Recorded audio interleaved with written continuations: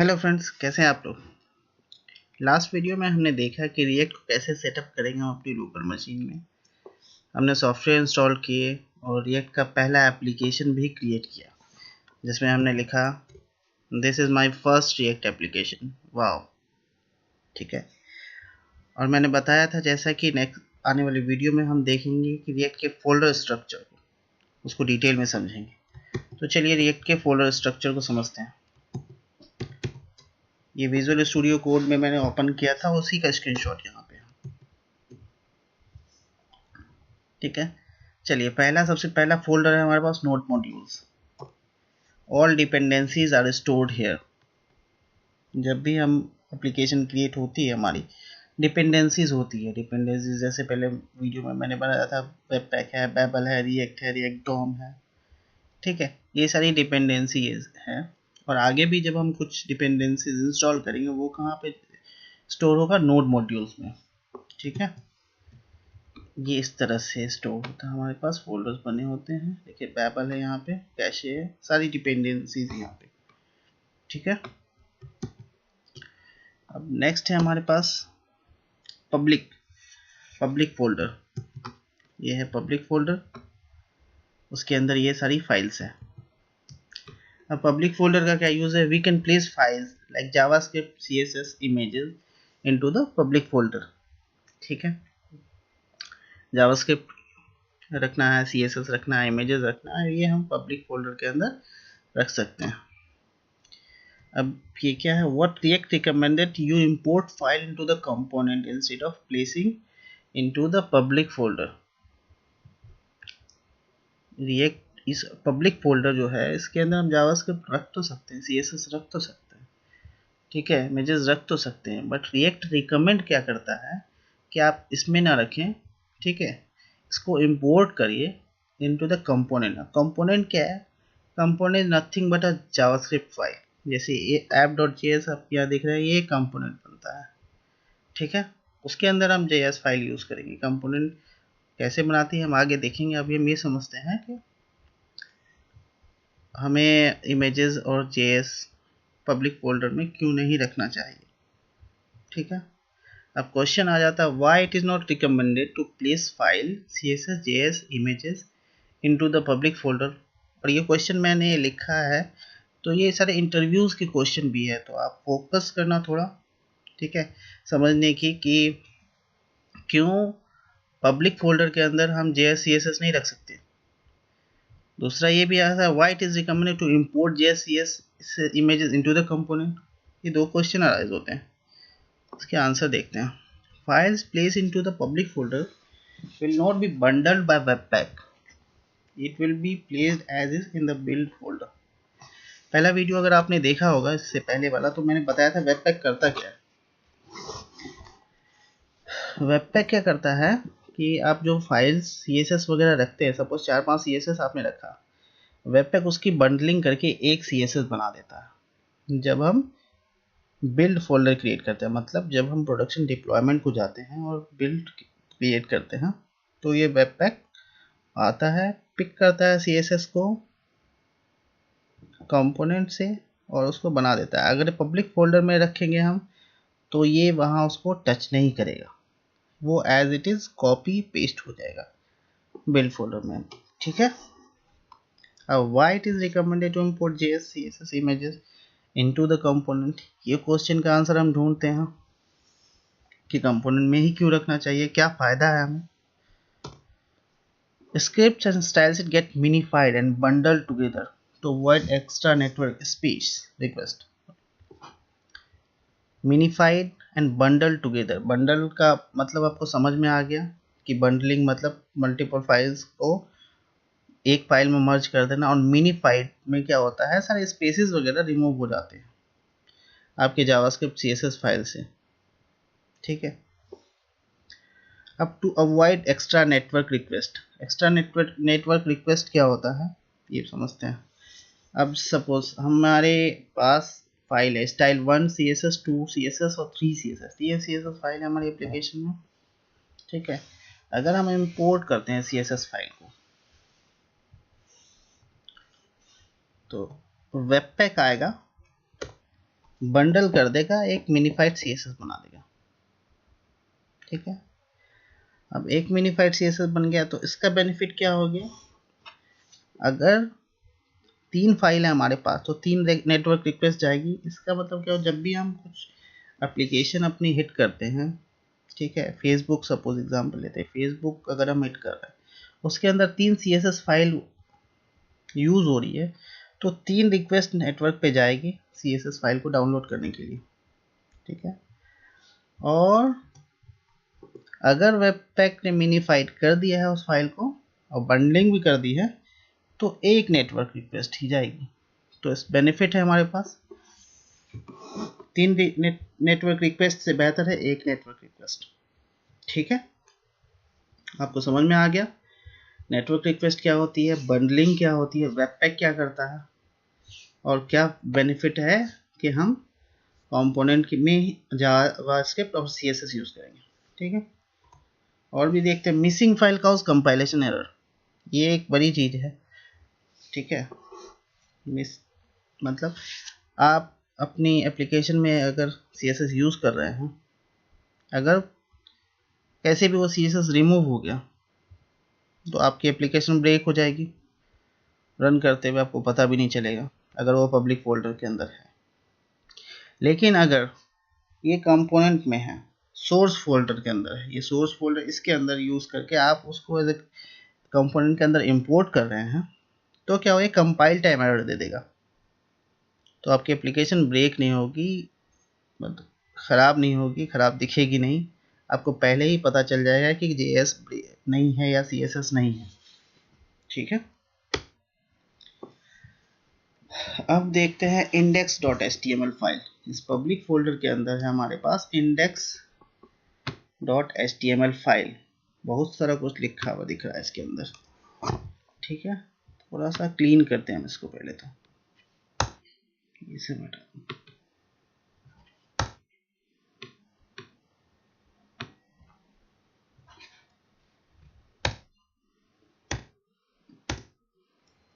अब ये क्लीन हो गया हमारा। You need to enable JavaScript to run this, ये इस फाइल में इसका मतलब मैं समझा देता हूँ। इसका मतलब ये हुआ कि जावास्क्रिप्ट कभी कभी ब्राउज़र में डिसेबल हो जाते हैं, तो ये वहाँ पे मैसेज दे देगा कि जावास्क्रिप्ट इनेबल करो अगर रिएक्ट एप्लीकेशन रन करना चाहते हो तो।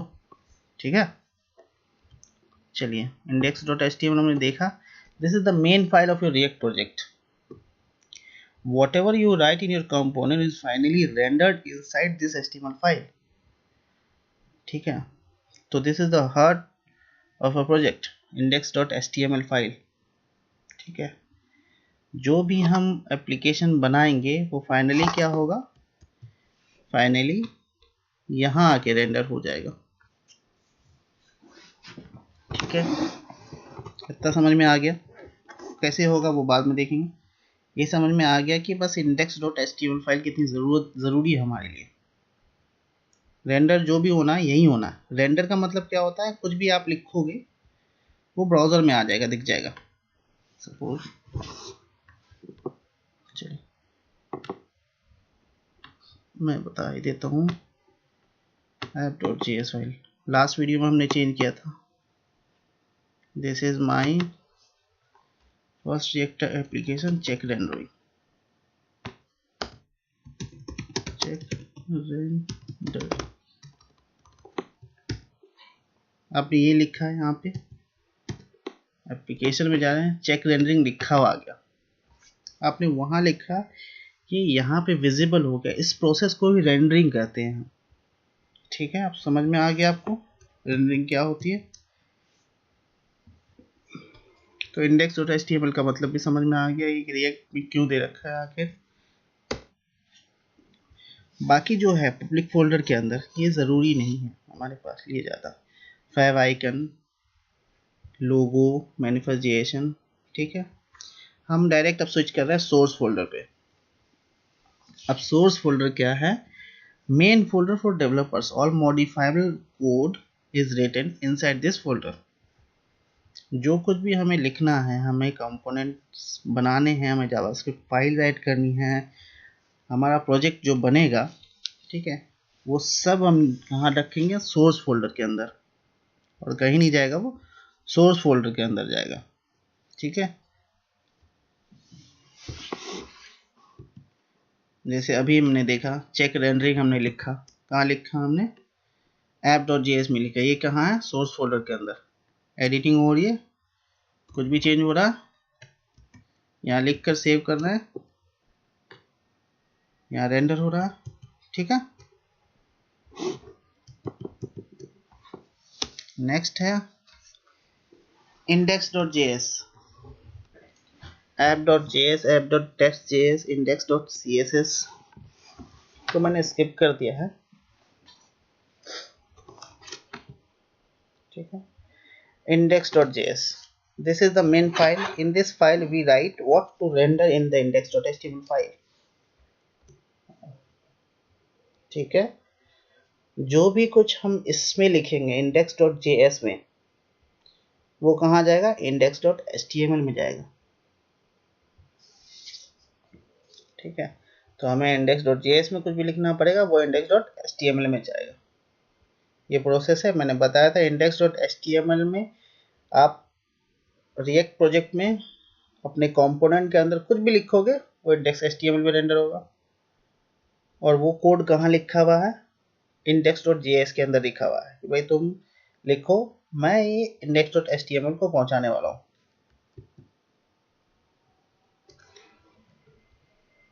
अब index.js, अभी आप थोड़ा सा कंफ्यूज हो गए, मैंने app.js के अंदर लिखा था। ठीक है, app.js में लिखा,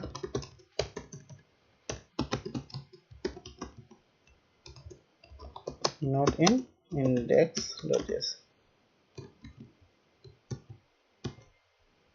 फिर भी रेंडर हो रहा है। ठीक है, क्यों, देखते हैं। index.js, अब index.js में आप ये देखना, ये ऐप यूज हो रहा है, ये ऐप, ये वही ऐप है जहां हमने लिखा था, app.js फाइल है यहाँ पे, वो यूज हो रहा है। अब ये यहाँ पे एक कोड है, get element by ID root, index.html में जाओगे आप तो ये यहाँ रूट दिख रहा है, आईडी। तो ये कोड क्या कर रहा है, यहाँ से पिक कर रहा है कि क्या लिखना है, कहाँ लिखना है, ये यहाँ पे बता रहा है। ठीक है, समझ में आ गया आपको? नहीं भी समझ में आया, अभी हम प्रैक्टिकल करेंगे डिटेल में, वो क्लियर हो जाएगा, सब कुछ समझ में आ जाएगा। ठीक है,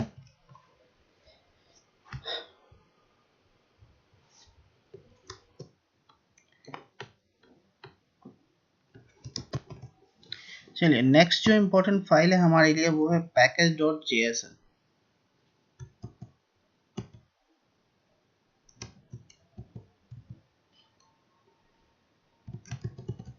ये रहा package.jsn, जो भी डिपेंडेंसीज हमारी है जो नोड मॉड्यूल फोल्डर के अंदर इंस्टॉल होती है, उसकी लिस्टिंग package.jsn के अंदर ही होती है।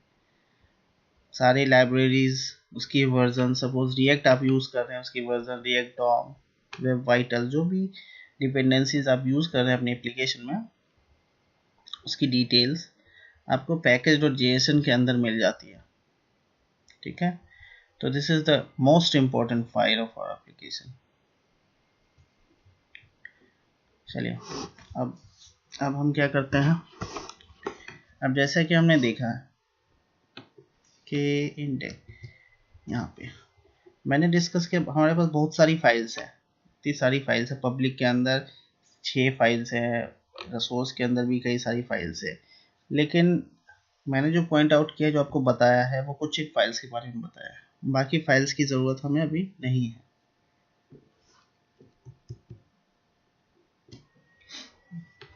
ये index.js है हमारे पास। जैसा मैंने बताया कि index.js में आप कुछ भी लिखते हैं वो रेंडर होता है आपके index.html में। अब मैंने app.js में जो लिखा था, ठीक है, इसको मैं कॉपी करता हूँ,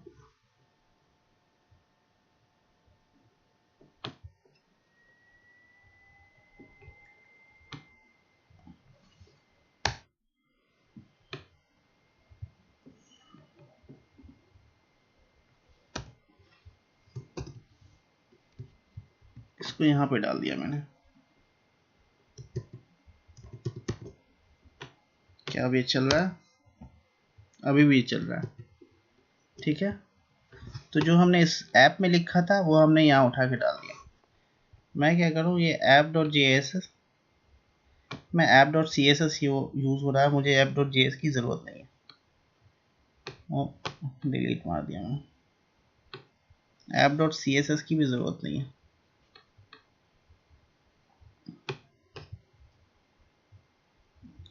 ये सी एस एस फाइल थी जो जे एस पे यूज़ कर रहे थे। App dot test J S की भी ज़रूरत नहीं है, ये टेस्ट रन करता है, ठीक है। Index dot C S S, चलिए हम index dot C S S भी यूज़ नहीं करेंगे, अपनी सी एस एस बनाएंगे। लोगो एस वी जी, जो आप जो अपने एप्लीकेशन में आया था, लोगो जो घूमता हुआ नजर आ रहा था वो इसी वजह से था।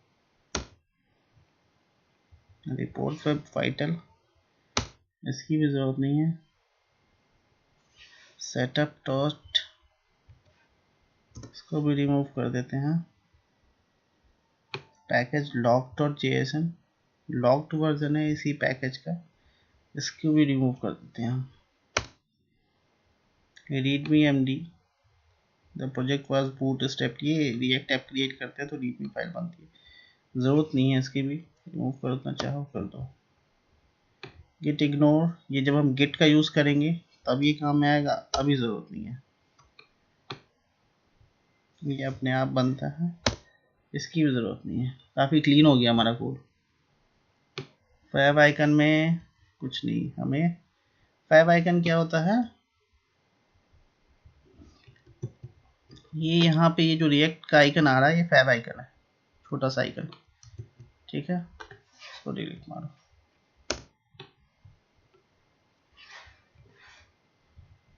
लोगों को डिलीट मारो। मैनिफेस्ट जो जेएसएन, मैनिफेस्ट ये प्रोजेक्ट की डिटेल आपको देता है, रिएक्ट ऐप है, क्रिएट रिएक्ट ऐप है, इसको हम रख लेते हैं, ठीक है। अब हम इंडेक्स डॉट जेएस में जाते हैं, हमारे पास कुछ एक चीज़ हमें यहाँ से रिमूव करनी पड़ेगी।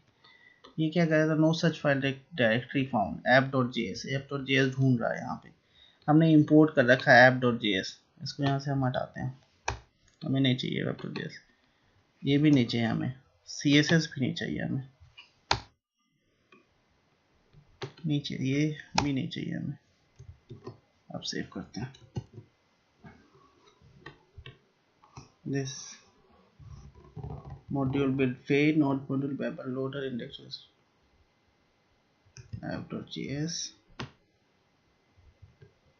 ये अभी भी ऐप डॉट जे एस ढूंढ रहा है। Fresh save nothing done, refresh again, ये चल गया, ठीक है। तो हमें इंडेक्स डॉट जे एस, हमें फाइल कितनी चाहिए, पब्लिक फाइल के अंदर index dot H T M L, manifest dot J S, robot dot T X T की भी जरूरत नहीं है, भी हटा देते हैं अभी, इंडेक्स डॉट जे एस और package dot J S N. काफ़ी श्रिंक हो गया है हमारा फोल्डर स्ट्रक्चर, फाइल साले हमने रिमूव कर दिए जिसकी ज़रूरत नहीं थी। ये समझ में हमें आ गया कि रिएक्टोम में, sorry, index dot J S के अंदर हम जो भी लिखेंगे वो हमारे ब्राउज़र में रेंडर होगा।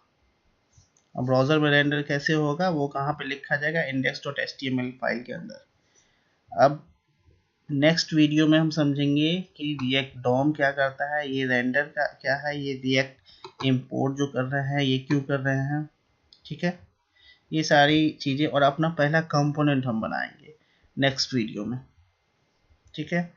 लाइक और सब्सक्राइब करना मत भूलिएगा। Thank you very much for watching this video, thanks.